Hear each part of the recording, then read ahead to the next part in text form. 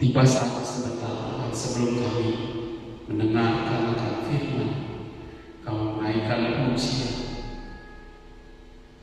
untuk mengagungkan Engkau, karena Engkau Allah yang dahsyat, Allah yang patut disembah, Allah yang layak disembah. Terima kasih, terima kasih. Betapa dahsyat Engkau Tuhan, pencipta segala yang ada, dulu sekarang sampai selamanya. Hanya Engkau Tuhan, tak terselami pikiranmu.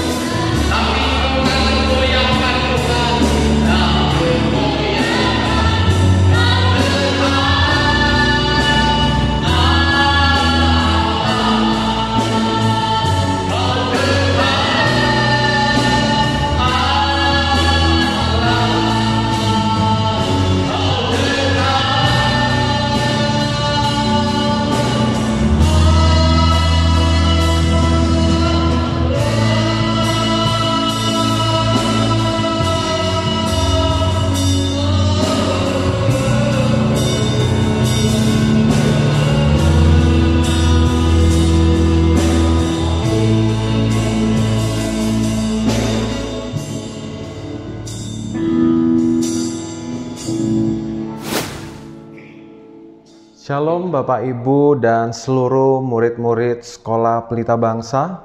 Puji nama Tuhan, hari ini kita bersama kembali mengawali hari kita untuk bersama-sama beribadah, menyembah Tuhan dan merenungkan kebenaran firman Tuhan. Nah, sebelum kita bersama-sama merenungkan kebenaran firman Tuhan, mari saya ajak kita semua untuk mengambil waktu berdoa, memohon bimbingan Roh Kudus untuk memahami kebenaran firman Tuhan. Mari kita bersama-sama bersatu di dalam doa. Bapa di surga, kami mengucap syukur untuk kasih setia Tuhan yang melimpah dalam kehidupan kami. Terima kasih kalau Tuhan terus hadir memelihara kami, menjagai hidup kami, bahkan ketika kami hari ini bisa ada, itu semua karena anugerah daripada Engkau. Bapa, pada pagi hari ini kami segenap para guru, sivitas, dan murid-murid siap untuk bersama-sama merenungkan kebenaran firman Tuhan. Biarlah Roh-Mu yang kudus boleh membimbing setiap kami, agar kami boleh memahami apa yang menjadi pesan Tuhan untuk kami boleh mengerti, bahkan kami materaikan dalam hati kami. Terima kasih Bapa, kami siap merenungkan firman-Mu. Di dalam nama Tuhan Yesus kami berdoa. Amin. Ya. Bapak Ibu dan seluruh murid-murid yang dikasihi Tuhan Yesus Kristus, hari ini saya akan membawakan satu renungan firman Tuhan yang bertema Keep Moving Forwards, yang artinya kalau dalam bahasa Indonesia terus maju atau terus bergerak. Nah, sering sekali situasi atau kondisi-kondisi itu bisa saja menjadi penghambat bagi kita untuk tetap terus bekerja dalam setiap hal yang sedang kita pekerjakan. Entah itu kita sebagai guru, ya, sebagai murid, tentu ada hal-hal yang bisa saja mendistrak atau membuat kita terhalang untuk melanjutkan pekerjaan kita. Entah itu dari lingkungan, entah itu dari dalam diri kita sendiri. Kalau dari lingkungan itu bisa terjadi ya karena situasi-situasi mungkin pandemi ya. Kita yang biasanya harus belajar onsite tapi kini harus menjalaninya melalui virtual ya. Atau mungkin dari diri kita mengalami kelemahan tubuh, sakit, sehingga ada hal-hal yang menghalangi kita untuk melaksanakan kegiatan kita. Nah, hari ini kita mau belajar bagaimana di tengah-tengah keadaan ya yang sulit mungkin menghambat kita untuk tetap terus bekerja, terus berkarya, namun kita tetap setia untuk untuk berjalan ya, untuk memiliki sikap hati tentunya sebagai anak Tuhan. Nah, mari masing-masing kita boleh memperhatikan satu kebagian firman Tuhan yang akan saya bawakan dari Injil Matius pasal yang ke-28, ayatnya yang ke-16 sampai ayatnya yang ke-20. Saya akan bacakan Injil Matius 28 ayat 16 sampai 20. Ayat 16, dan ke-11 murid itu berangkat ke Galilea, ke bukit yang telah ditunjukkan Yesus kepada mereka. Ketika melihat Dia, mereka menyembahnya, tetapi beberapa orang ragu-ragu. Yesus mendekati mereka dan berkata, "Kepadaku telah diberikan segala kuasa di sorga dan di bumi. Karena itu pergilah, jadikanlah semua bangsa muridku, dan baptislah mereka dalam nama Bapa dan Anak dan Roh Kudus. Dan ajarlah mereka melakukan segala sesuatu yang telah kuperintahkan kepadamu. Dan ketahuilah, aku menyertai kamu senantiasa sampai kepada akhir zaman." Dari bacaan kita ini, kita melihat bahwa ini adalah suatu amanat agung yang Tuhan Yesus sampaikan kepada murid-murid sehari sebelum Tuhan Yesus mau terangkat ke surga. Ya, kalau kita melihat dari ayat yang ke-16, di sana dikatakan ke-11 murid itu berangkat ke Galilea, ke bukit yang telah ditunjukkan Yesus kepada mereka. Nah, jadi setelah kematian Tuhan Yesus Kristus dan setelah kebangkitannya yang hari ketiga, Tuhan Yesus terus menampakkan diri kepada murid-murid ya. Untuk apa? Tujuannya untuk meneguhkan mereka, untuk menguatkan mereka. Karena kalau kita lihat dari pasal-pasal sebelumnya, apa yang mereka rasakan, apa yang mereka alami ketika Tuhan Yesus, Sang Guru Agung yang selama ini mereka andalkan, mereka agung-agungkan, kini tidak bersama-sama dengan mereka. Dan itu membuat mereka mengalami kegoncangan iman yang sangat-sangat besar sekali. Karena seorang guru yang selama ini membela mereka, mengajari mereka, bahkan melakukan banyak mujizat, kini tiada lagi bersama dengan mereka. Makanya di ayat 17 dikatakan di situ, ketika melihat dia, mereka menyembahnya, tetapi beberapa orang ragu-ragu. Nah, kita melihat di sini ada murid-murid yang mau menyembah Allah, namun ada yang ragu-ragu. Nah, kenapa ini bisa terjadi ya? Kalau kita perhatikan, pribadi seseorang itu memiliki tingkat kedewasaan iman yang berbeda-beda ya. Dan kita melihat di sini murid-murid yang sering sekali sudah melihat Tuhan Yesus Kristus yang menampakkan diri ya selama 40 hari itu, namun tetap ada yang masih ragu-ragu ya. Kehadiran Tuhan Yesus menampakkan diri untuk meneguhkan mereka yang sedang bersedih, untuk menguatkan hati mereka. Namun tetap ada yang masih ragu-ragu, tapi tetap ada juga yang percaya dan yakin, sehingga ada yang mau menyembah sebab itu adalah Tuhan. Namun ada yang ragu-ragu. Nah, di sini kita bisa melihat sekali lagi, seseorang ya ketika mengalami situasi persoalan itu responnya berbeda-beda. Ada yang tetap setia, percaya kepada Tuhan, pasti ada jalan keluar, ada pemulihan, ada pertolongan dari Tuhan. Namun ada juga yang mengalami goncangan iman, meragukan Tuhan, mempertanyakan Tuhan, kenapa Tuhan izinkan ini terjadi? Ya, ada begitu banyak orang-orang yang mengalami situasi seperti ini. Bahkan dalam kehidupan kita sehari-hari ya, atau murid-murid ya, mereka memiliki misalnya daya tangkap pelajaran yang berbeda-beda. Ada yang begitu cerdas, cepat menyerap pelajaran. Namun ada juga yang butuh metode lain, butuh cara lain untuk menyerap materi pembelajaran. Berbeda-beda. Dan kita melihat ini pun yang dialami oleh murid-murid Tuhan Yesus ya. Cara mereka memahami untuk tetap terus berpengharapan di dalam Tuhan Yesus itu berbeda-beda. Ada yang tadi mau menyembah, namun ada yang masih ragu-ragu. Namun selanjutnya apa yang kita dilakukan Tuhan Yesus di ayat 18, Yesus mendekati mereka dan berkata, "Kepadaku telah diberikan segala kuasa di surga dan di bumi." Nah, kita melihat di sini ada suatu peran sosok figur seorang guru yang luar biasa sekali. Kenapa saya katakan ini guru yang luar biasa? Karena Tuhan Yesus menghadapi murid yang berbeda-beda karakter, murid yang berbeda-beda tingkat kedewasaan iman, dan Tuhan Yesus di sini melakukan pendekatan kepada murid-muridnya.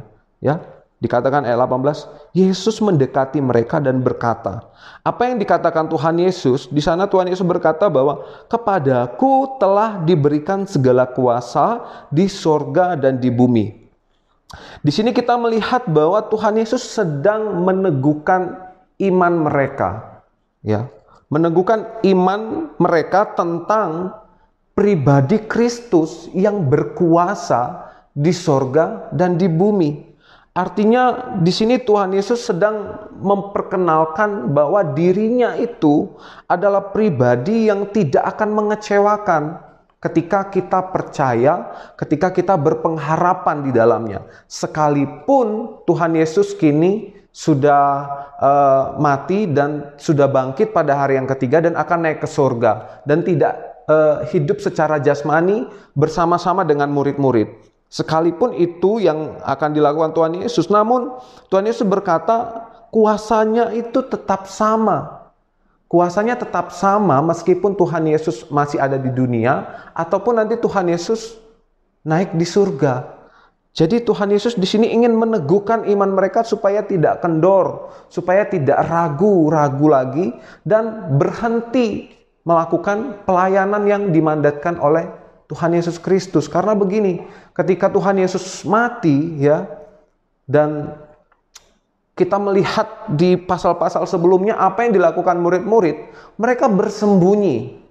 Mereka mengisolasi diri, tidak mau berjumpa dengan masyarakat yang ada di sekitar mereka. Karena apa? Mereka merasa malu, mereka merasa takut.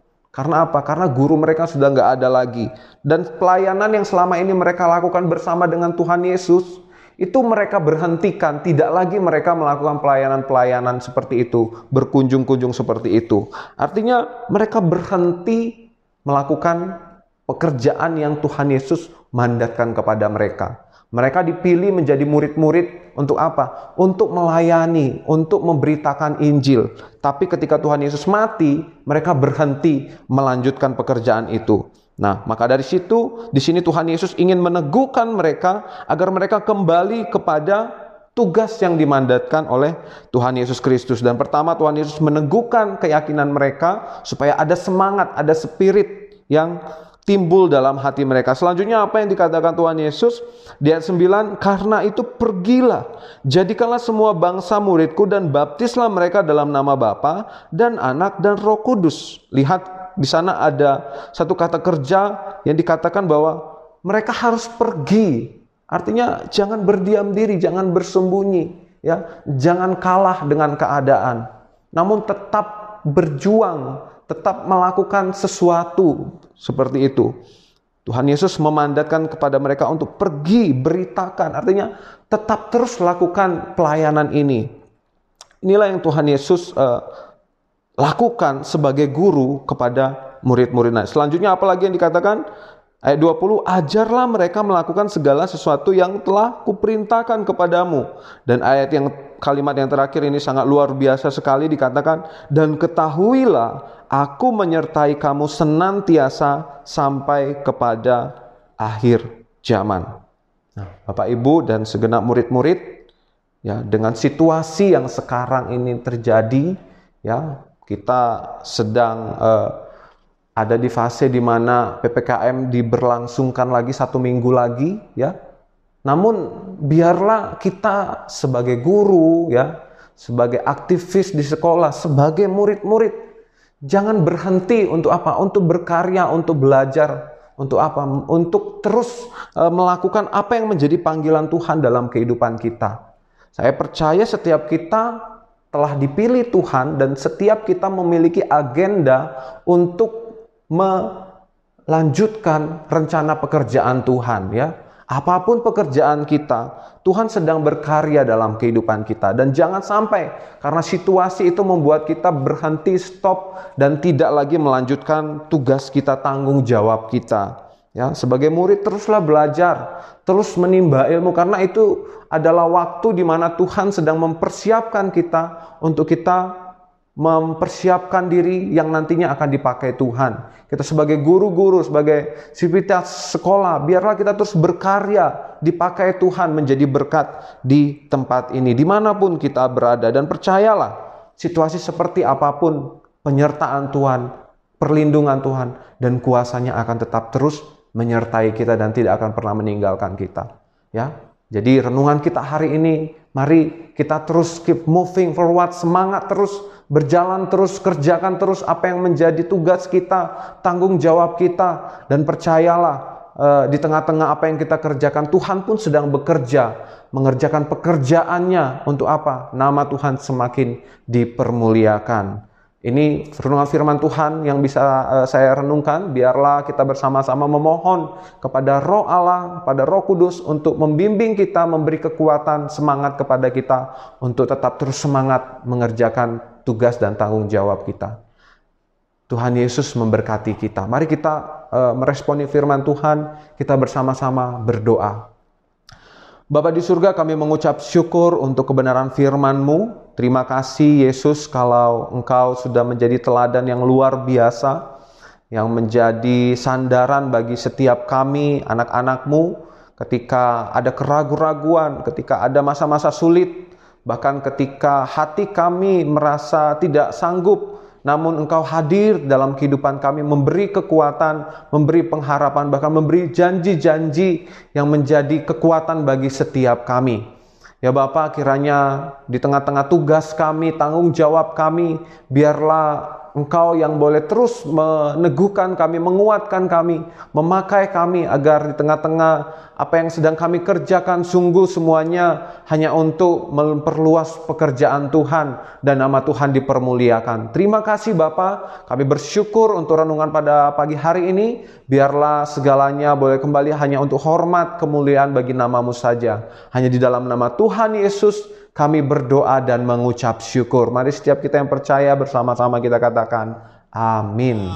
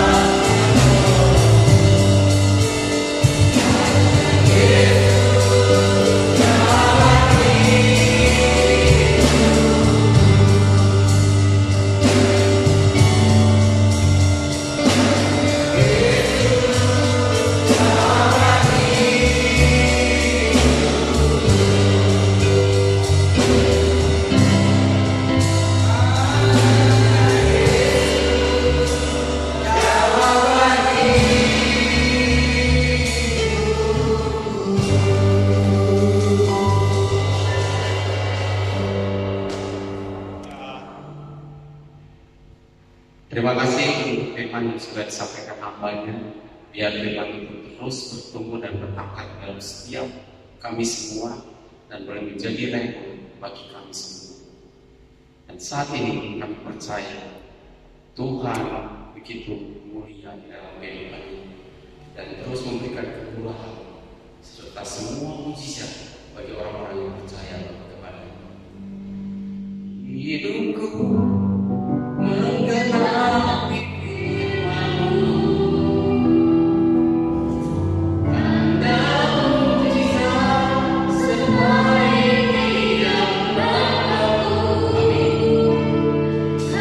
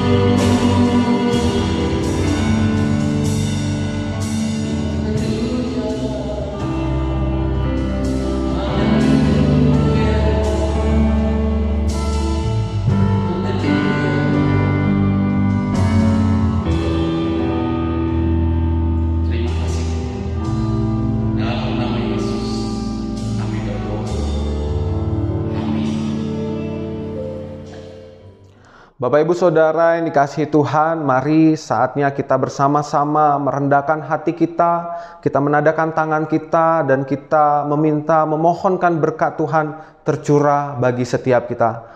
Tuhan memberkati kita dan Tuhan melindungi kita. Tuhan menyinari wajah-Nya kepada kita dan memberi kita kasih karunia. Tuhan menghadapkan wajah-Nya kepada kita dan memberi kita damai sejahtera. Kiranya kasih karunia, perlindungan, penyertaan dari Allah Bapa, Tuhan Yesus, dan Roh Kudus boleh senantiasa menjadi bagian kita sepanjang hidup kita, dan nama Tuhan dipermuliakan. Amin.